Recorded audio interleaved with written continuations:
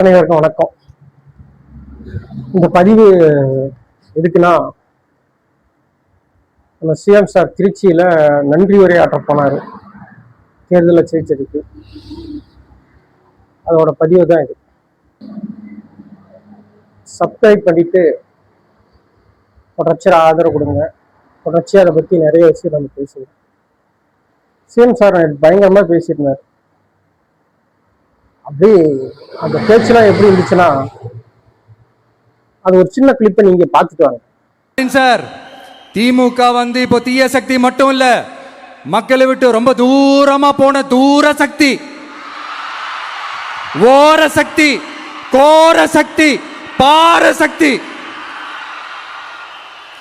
நீங்க எப்போ இந்த தீந்து போன சக்தியோட நீங்க கூட்டு சேர்ந்துக்கிட்டு ஆட்சி அமைக்கணும்னு நினைச்சீங்களோ, அப்பவே இந்த திமுக தூர்த்து போன சக்தியாகவும் ஆயிடுச்சு. என்ன மாதிரி டைலாக், என்ன மாதிரி பேச்சு, யாரு எழுதி கொடுத்துருப்பாங்க? ஒருவேளை கீராஜன் சொந்தக்காரங்க யாரா இருப்பாங்களோ? அந்த அளவுக்கு எழுதி கொடுத்துருக்காங்க. சார் நீங்க சிஎம் சார், மக்களுக்கு என்னத்தை கொண்டு போகணுமோ அதை கொண்டு போகணும் சார். மேகதாதுன்னு பிரச்சனை பெருசாக்குது சார். உங்க கூட்டணியில இருக்கிற காங்கிரஸோட முதல்வர் தான் சார் அங்க டி.கே. சிவகுமார். அவர் தான் சார் இப்ப மேகதாதுல கட்டிய தீர்வுன்னு இருக்கிறாங்க. உங்க வாயில இருந்து அந்த வார்த்தை எதுவும் வரவே இல்லை. நாங்க தடுப்போம், இது எக்காரத்துக்கு முயற்சி பண்ணி நான் தடுத்தே தான் தீர்வோம்னு சொல்லி எதுவும் சொல்ல மாட்டேங்கிறீங்க சார். நீங்க அது சாதாரண பிரச்சனை கிடையாது சார். அப்படி அணை கட்டிட்டா காவிரிக்கு வர நீர்லாம் டோட்டலா நின்று சார். நீங்க அதை பத்தி குரலே கொடுக்காம நீங்க இன்னமும் நடிகரோட அந்த எப்படின்னா நீங்க இன்னமும் அந்த ஆடியோ லான்ச் எப்படி பேசணும் அதே மாதிரி பேசிடுவீங்க சார். நீங்க சிஎம் சார், நீங்க இந்த மாதிரிலாம் ஒரு எல்லாம் பேசக்கூடாது. உங்க பொறுப்பு இப்ப அதிகமா இருக்குது. திமுக தீய சக்தி, அதிமுக ஊழல் சக்தி சார். இப்ப ரெண்டுமே ஆட்சி அதிகாரத்துல இல்ல. ஆட்சி அதிகாரத்துல இப்ப நீங்க தான் இருக்கிறீங்க. மக்கள் உங்களை நோக்கி தான் கேள்வி கேட்பாங்க. அது மக்களுக்கு உண்டா, நீங்க பதில் நீங்க சொல்லிதான் ஆகணும். சொல்லாம இருக்க முடியாது. சட்டசபையிலயும் பேச மாட்டேங்கிறீங்க, வெளியில பிரஸ் மீட்லயும் பேச மாட்டேங்கிறீங்க.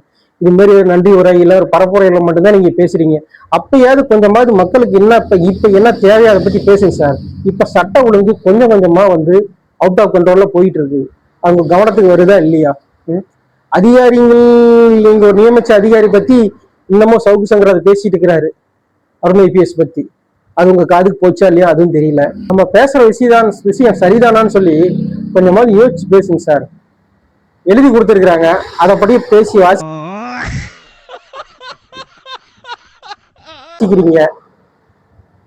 உங்க ரசிகருக்கு அதுக்கு சரியா போயிடும் சார்.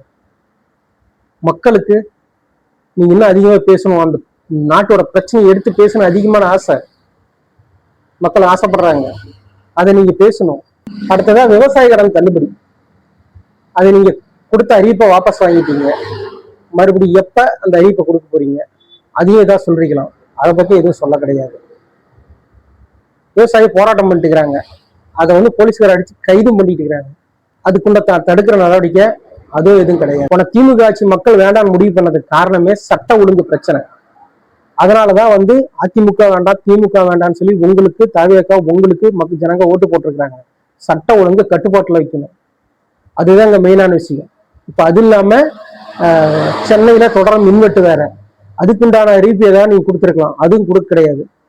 இந்த சட்ட ஒழுங்கு பிரச்சனை போலீஸ் துறை உங்க கையில தான் இருக்குது. அடுத்ததா இப்ப இருக்கிற எல்லா பிரச்சனையோட மெயினான பிரச்சனை தெரியுமா? அந்த குப்பை கிடங்கு தான். இந்த குப்பை கிடங்குனால நிறைய நோய் வாய்ப்படுறதுக்கோ, ஜனங்க இறக்குறதுக்கோ, அடுத்தது அந்த புற்றுநோய் வர்றதுக்கும் நிறைய வாய்ப்பு இருக்கு.